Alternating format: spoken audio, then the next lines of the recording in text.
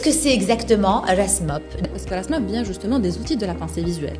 Donnez forme à votre pensée pour mieux agir. Les vrais déclics, généralement, ils vont démarrer par une souffrance. Se reconnaître à travers nos enfants. Faire un travail sur soi, il faut le vouloir, il faut en être conscient, il faut savoir que c'est douloureux et ça l'était.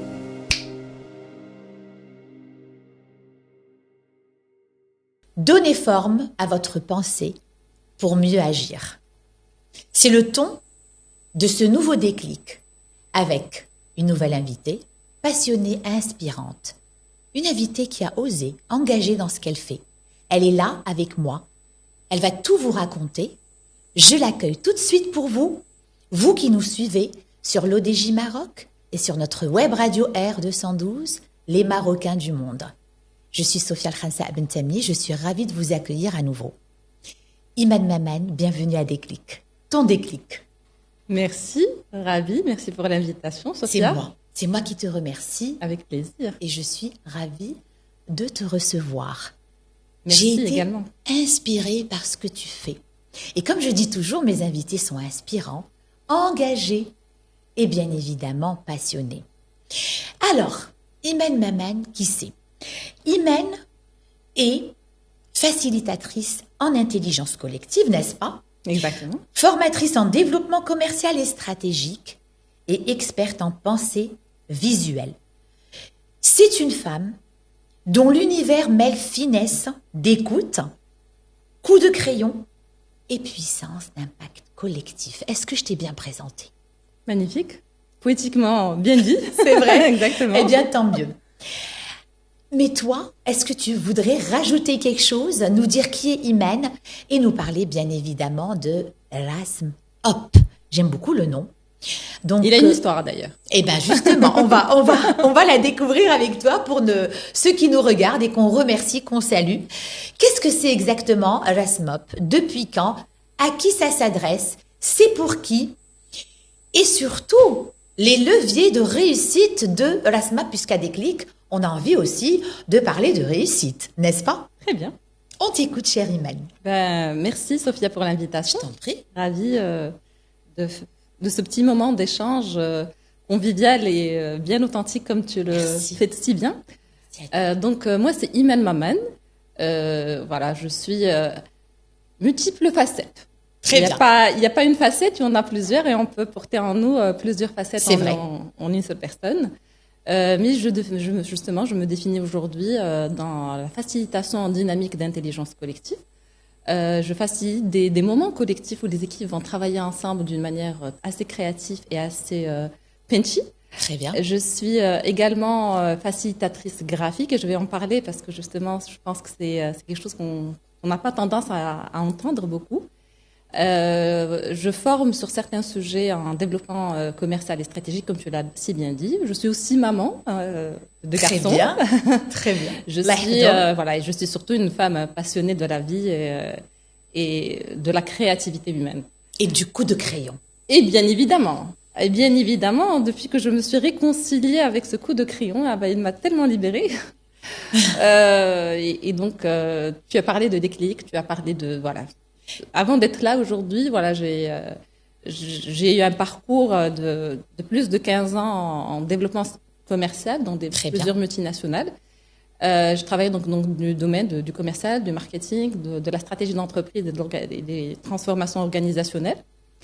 Et durant ce parcours, je ne vais pas dire que j'ai changé parce que j'ai pas aimé, non, j'ai kiffé, comme on peut dire. J'ai vraiment apprécié pas mal mon parcours, j'ai appris beaucoup de choses, j'ai donné, j'ai reçu, mais j'ai toujours été inspirée, en tout cas j'avais du sens dans ce que je faisais dans des moments de transmission. D'accord. Dans des moments où, et d'ailleurs j'étais formatrice interne dans mes parcours en parallèle avec mes fonctions, jusqu'au jour où je me suis dit, je veux en faire une mission de vie. D'accord.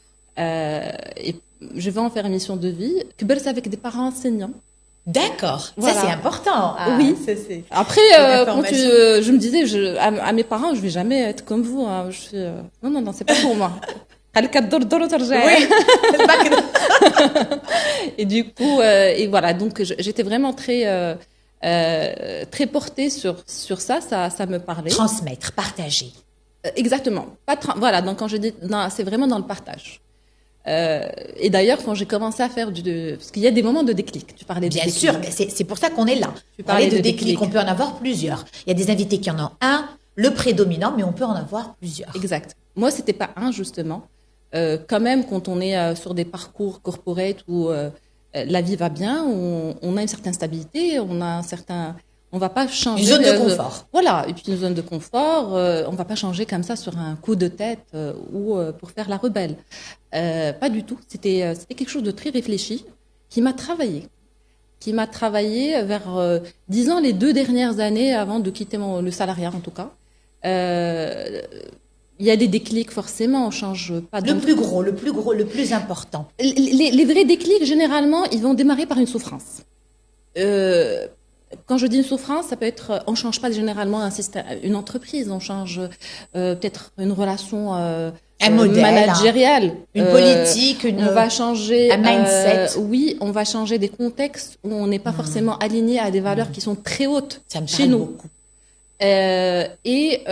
Encore une fois, je dis toujours à ceux qui pensent à la reconversion ou à changer, ne le faites pas parce que vous vous sentez bien, pas bien dans un contexte. Parce qu'on peut changer de contexte et chercher.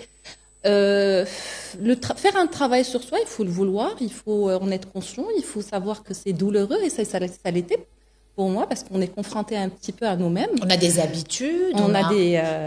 oui, bien évidemment. Exactement. Et donc moi, ce premier déclic s'est fait, je veux déjà changer, mais je veux pas changer pour plus ou moins les mêmes fonctions. Je veux être vraiment dans des missions de partage. On m'a toujours dit que j'ai cette facilité. Je vais l'exploiter au fond. Donc j'ai commencé à faire un travail sur moi-même parce que je me connaissais pas assez. Et j'étais vraiment, j'agissais en mode pilotage automatique. Je devais faire ce qu'il y a à faire. Et quand même, comme si aujourd'hui ma fonction est très créative, mais je suis assez cartésienne, assez. L'un n'empêche pas l'autre. Au contraire, ils sont très liés. Exact. Donc d'abord la formation. Après j'ai un deuxième déclic. Très bien. Le jour où j'ai découvert la facilitation graphique, c'était à l'étranger.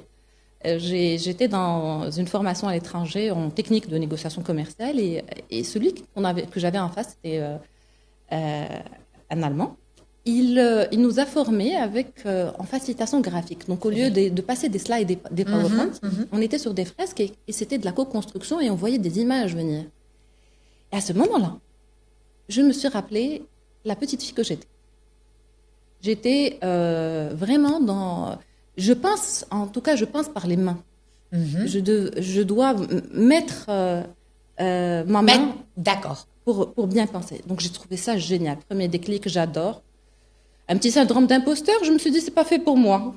Mais par contre, je garde ça bien vraiment au fond de ma tête et je dis, je vais en faire un jour quelque chose. Je décide donc, quelques temps après, de me former, de me certifier dans l'andragogie. D'accord. Alors, je vais expliquer un peu Qu'est-ce que c'est exactement pour nous rapprocher? Je vais expliquer ce que c'est. Alors, l'andragogie, c'est un peu le parallèle de la pédagogie, sauf que c'est adressé pour des adultes. Et quand on s'adresse à des adultes, on n'est pas forcément dans la transmission. Parce qu'un adulte, il sait, nous, on sait. C'est pour ça que je dis partage. Voilà. Donc, on est censé savoir favoriser le questionnement et faire que celui qui est en face va trouver les solutions par ses propres moyens. Et une sorte de guidance, pas d'imposer. C'est exactement. C'est une pas sorte de facilitation. Donc, j'étais dans ce parcours. À ce moment-là, je me suis dit, il faut innover. Parce que quand on est certifié, quand on professionnalise une pratique, il faut innover dans cette pratique. Bien sûr. Et c'est important ça à dire. Innover, on retient ce mot pour la suite. Innover. Merci. Créer. Et créer, on va en parler peut-être On parle de ce que tu veux, c'est ton déclic, c'est ton émission. Très bien, donc créer. Donc voilà, c'était premier déclic. Premier déclic, par rapport à ça. Deuxième déclic, se connecter à celle que j'étais parce que je voyais que je me suis oubliée Se reconnecter. Exactement, se me reconnecter. L'effet miroir, c'était mon fils. L'effet miroir était mon fils et à un certain moment, on oublie ce qu'on était parce que... lui, il résume ses cours avec des petits pictogrammes à côté des marques de ses de ses carnets. Magnifique. Et quand j'ai découvert ça, j'étais comme ça et je continue à l'être, mais je le fais en cachette. Pourquoi le faire en cachette? Mais oui, on peut être sur des gribouillés, comme je dis, mais le faire bien pensé, il faut savoir le faire. Alors, merci beaucoup. Je vais juste faire un petit récap pour ceux qui nous regardent. En fait, Iman a eu un moment, un déclic. Je pense que c'était pendant une conférence ou une formation. C'est ça, à l'étranger. Exactement. Et donc, ça l'a reconnectée avec la petite fille qu'elle était. Celle qui aime utiliser ses doigts, son crayon, pour faire des images, pour dessiner, pour parler, pour communiquer. Parce que tout ça, c'est une pensée de communication. Et elle a dit des choses très importantes à retenir, puisque à Déclic, on parle de soft skills, de levier, innover, créer, bûcher, travailler aussi. Exact. Oser. Voilà, oser. Tu as parlé du syndrome de l'imposteur. On en a parlé dans un épisode précédent avec une personne brillante comme toi. Et effectivement, des fois, par des croyances limitantes, par des choses, la société, la pression sociale, des critères, on pense qu'on est dans l'imposture. Non, on n'est pas dans l'imposture. Surtout lorsqu'on est connecté avec nous-mêmes. Et j'aime beaucoup le miroir, ton fils, ça c'est beau aussi. Exactement. Se reconnaître à travers nos enfants. Exact. C'est un très beau message. Oui, exactement. Et la SMAP alors, donc de là est venue, vas-y. Et de là, j'ai démarré. J'ai démarré, j'étais toujours dans mes fonctions précédentes et je saisissais chaque moment pour tester parce que je voulais apprendre ces techniques. Je vais parler de ce que c'est la pensée visuelle parce que la SMAP vient justement des outils de la pensée visuelle. Alors je vais simplifier la pensée visuelle, c'est vraiment la pratique qui permet de traduire des idées par du visuel, par des images. Alors l'intérêt, c'est pas artistique, c'est pas du dessin artistique, mais c'est du dessin utile. C'est du dessin pour faire passer un message, pour le faciliter, pour aider à prendre une décision dans la clarté, pour faire que les idées convergent et qu'on ne finit pas sur du brainstorming, mais on retient quoi finalement. C'est précis en fait. C'est précis, c'est concis. Et donc, il y a un certain outil derrière, ce qu'on appelle du sketchnoting, c'est-à-dire le fait de sketcher, c'est-à-dire du dessin simple pour représenter des mots-clés, des idées vraiment pertinentes, des histoires, parce qu'il y a du storytelling visuel derrière, d'utiliser de la métaphore et de représenter ça. Donc, il y a de la métaphore, il y a du dessin, il y a des mots et il y a du verbal. Et ça crée la connexion entre le pont, comme j'ai dit toujours, le pont entre le cerveau gauche, la logique, et entre le cerveau droit qui est créatif et intuitif. Donc c'est effectivement de la neuroscience et c'est exactement une pratique qui est formalisée par les neurosciences depuis des années 80.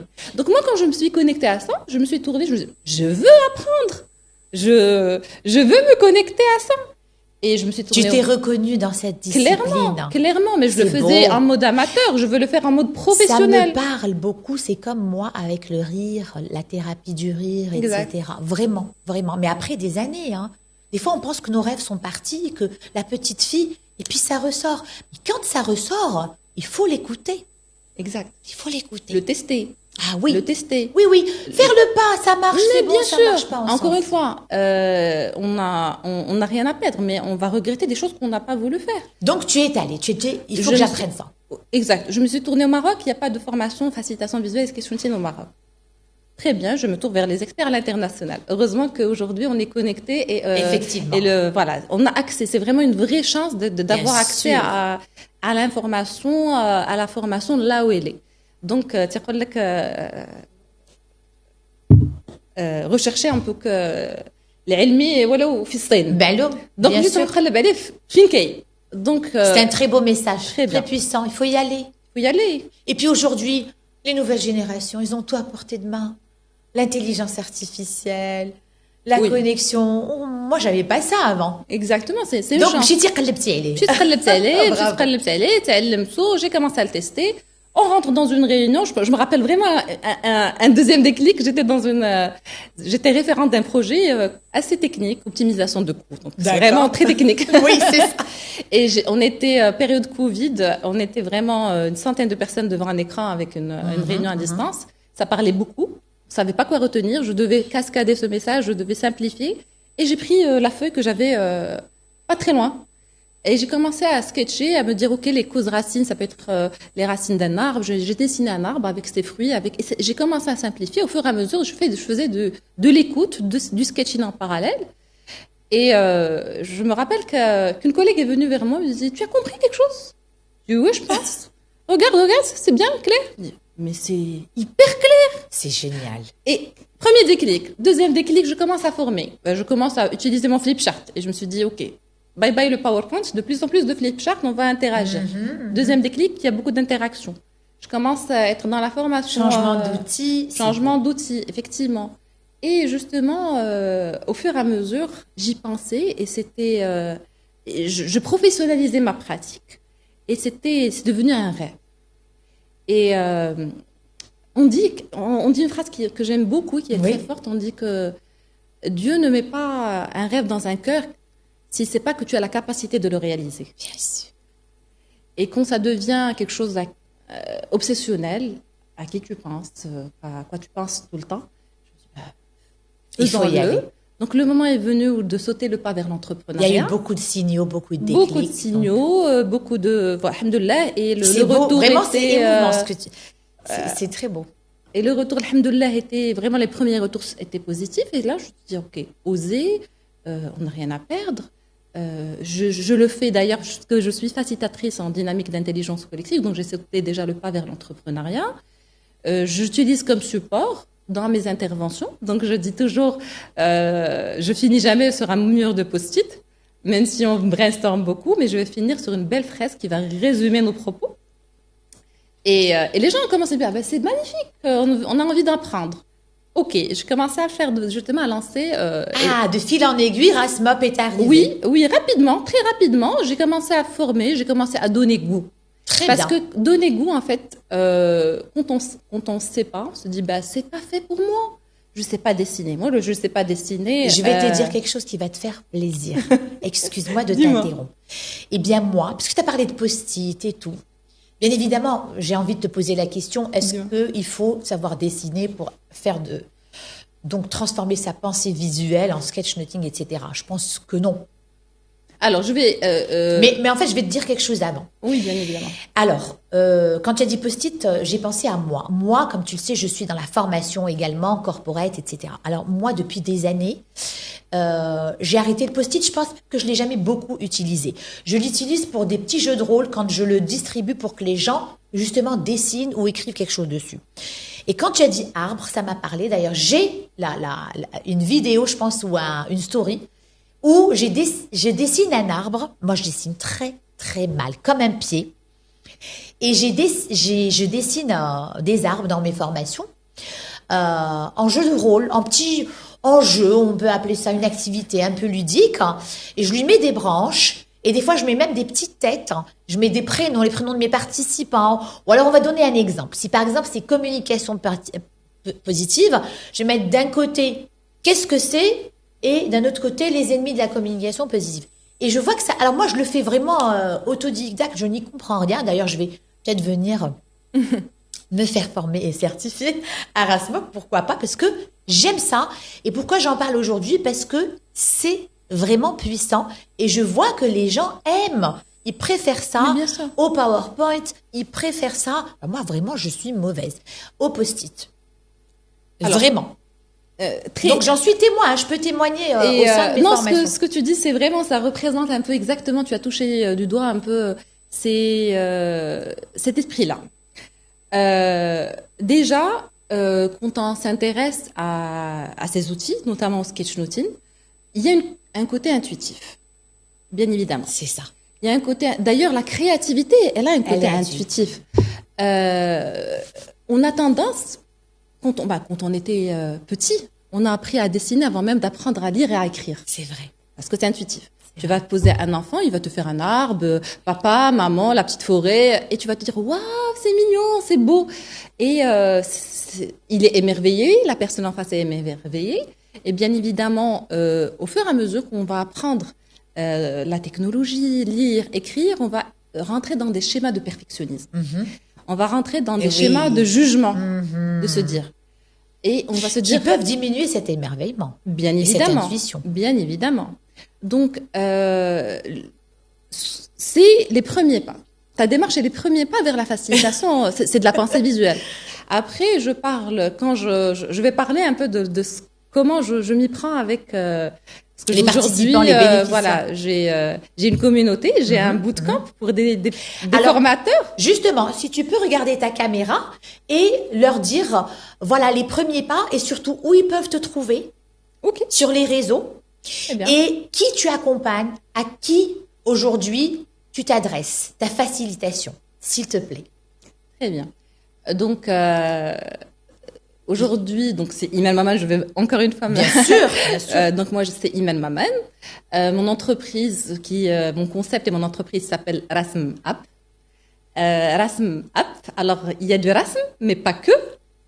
Rasm, nous les Marocains, en fait, les ch'touches d'autres, quand qui n'étaient analphabètes, moi j'ai ma grand-mère, elle te dit Binti, dili charsma, باش تعقل. Donc c'est schématisé. Bravo, c'est vrai. C'est synthétisé. C'est vrai. C'est d'abord ça. Donc avant d'être sur le schéma de dessin. Alors mes prestations, qui sont dans la facilitation en intelligence collective, en graphic recording, je vais en revenir dessus, je fais du reportage graphique, vont offrir, pour faire simple, 5 bénéfices ou 4 bénéfices qui vont se cacher derrière Rasmap.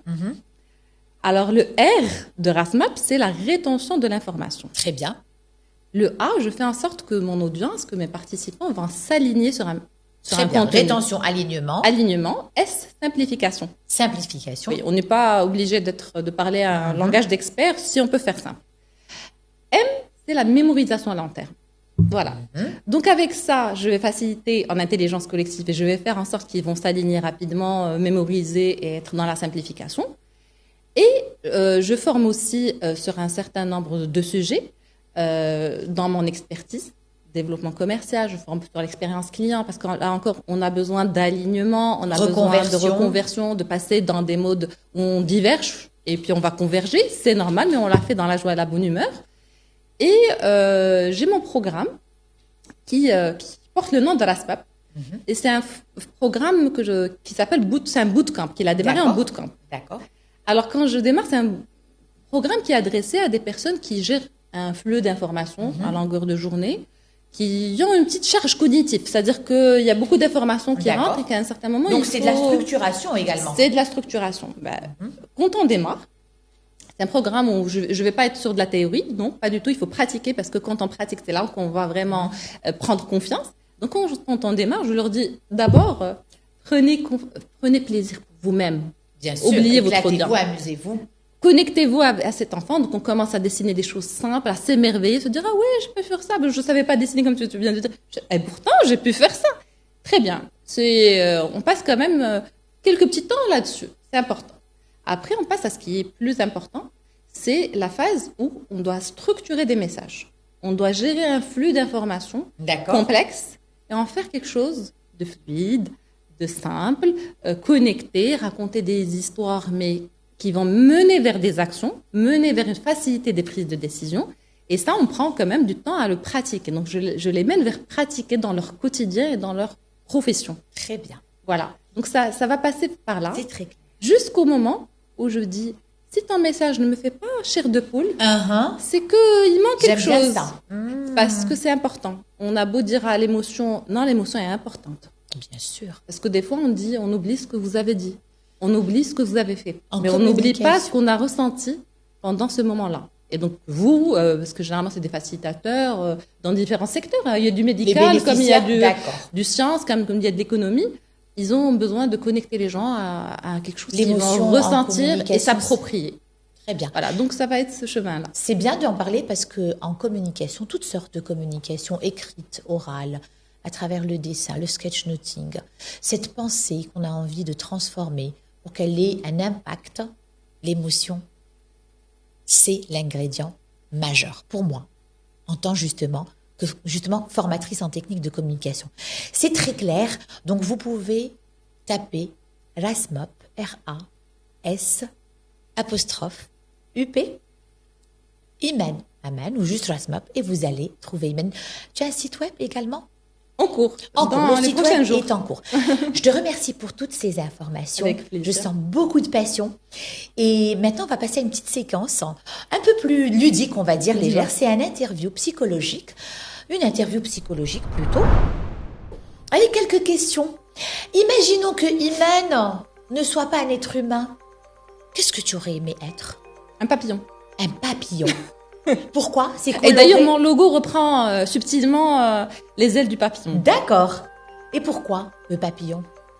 En 2 mots. En 2 mots. Il porte des valeurs qui font sens pour moi. Le D'accord. partage. D'accord. Un papillon ne va... C'est généreux. le papillon. ne va pas s'attarder sur des ordures, il va s'attarder sur ce qui sont bons, sur les good vibes. Je m'attarde sur les good vibes. Donc, il transmet de la joie. Il agit dans des temps courts. Tu sais qu'un papillon ne vit pas très longtemps, très court. Éphémère. Mais il met de Et il l'intensité laisse de l'impact. et de l'intensité sur ce qu'il fait. C'est exactement ma signature. Engagement. Voilà, je pense que c'est C'est ça. bon. Générosité, engagement. Exactement. Et c'est ce que tu fais parce que pour moi, transformer la pensée en action, c'est beaucoup d'engagement. Bien évidemment. La C'est transformation. Le papillon, c'est un synonyme de Et transformation. la créativité, tu as souvent cité dans cette rencontre créativité aussi. J'ai beaucoup aimé faciliter la création, c'est beau. C'est une mission de vie exactement comme tu as dit. Alors, Oui. Alors, je vais revenir à la créativité parce qu'on en a parlé un petit peu. La créativité, pour moi, c'est un skills, en tout cas un soft skills qui est très important. Et de plus en plus. Parce qu'on a tendance à dire qu'il y a des gens créatifs, d'autres pas. Il y a des gens et puis on symbolise un peu les créatifs par ces personnes un peu farfelues, extravagants. C'est vrai. C'est des alors, stéréotypes. C'est des stéréotypes qui ont ce C'est dent-là. bien d'en parler. Bravo, Iman. Qui ont ce dent-là. On m'a toujours dit, ah bah toi Donc, tu as le forcément, dent. on va exclure une grande partie. Ben oui, de- tu as le dent. Non, Ouais. la créativité n'est pas un dent, elle est en chacun de nous. C'est une compétence qui se muscle. C'est vrai que c'est comme une petite étincelle qui met de la magie là où elle est. Bravo. Mais si on a de la créativité en nous et on sait l'explorer, on va faire passer des choses ordinaires à des choses extraordinaires. On va pouvoir un peu voir les choses avec un angle différent. Bien sûr. Je suis 100% Et tu es d'accord. vraiment dans 100% d'accord. dans La ça. créativité, c'est un vrai soft skill. Et c'est avec l'entraînement, on peut y arriver. Avec la reconnexion avec nous-mêmes ou la connexion. Parce que des fois, en fait, moi, je fais la différence entre connexion et reconnexion. On se connecte à ce qu'on ne connaît pas et on se reconnecte à ce qu'on connaît déjà et qu'on a mis de côté peut-être par la routine, le train-train, etc. Alors, on revient à notre papillon. Allez. On va rester dans le mood de notre petite séquence psychologique. Maintenant, imagine, Iman, être un mot et un seul mot. Qu'est-ce que tu serais? Difficile là. Un seul mot. Allez, disons créativité. Créativité. Bah oui. Papillon, créativité. Une dernière question de ce petit entretien psychologique. Imaginons maintenant que tu aies une baguette magique. En une phrase, quel serait ton pouvoir magique? Ah. Ah, Lire dans tes pensées. lire dans les pensées. Ah bah c'est Mais je le fais, je commence à le faire. Mais parce que le j'adore. langage non verbal est plus important que le verbal. Mais alors tout est lié en fait. Lire dans les pensées pour mieux faciliter, Exactement. mieux transformer. Bah oui, ça sera le c'est mot ça. de la fin de cette belle rencontre. Merci. Le temps passe très vite. Merci beaucoup, Avec plaisir. Iman, Maman, d'être venue nous voir à Déclic à l'ODJ, Merci. l'opinion des jeunes et Merci. nos chères communautés. On se retrouve bientôt. Tu veux donner un petit mot de la fin pour notre communauté en regardant cette caméra? Je leur dis, osez, cherchez en vous, si vous en avez la capacité, bien évidemment. Osez vous reconnecter à cette part créative. Parce que, avec tout ce qui se passe aujourd'hui, avec l'intelligence artificielle, avec ce qui restera en nous, c'est notre part à créer autrement. C'est vrai. Et donc, chacun, comment il va décliner sa créativité, encore une fois, mais oser. Des fois, c'est avec un coup de crayon, d'autres fois avec le rire, C'est vrai. avec le théâtre, avec donc stimuler pour voir les choses sous un angle différent et vivre pleinement chaque instant. Merci beaucoup. C'est très beau. Je te dis à très bientôt. Merci, en tout cas, ravie. Merci. Merci pour ta Merci bienveillance. beaucoup. C'est moi. Merci beaucoup. À bientôt, Imen. À très vite. Retrouvez Déclic sur notre chaîne YouTube l'ODJ Média. La rediffusion sera sur notre web radio R212, rubrique Les Marocains du monde, et retrouvez-nous également sur les réseaux sociaux.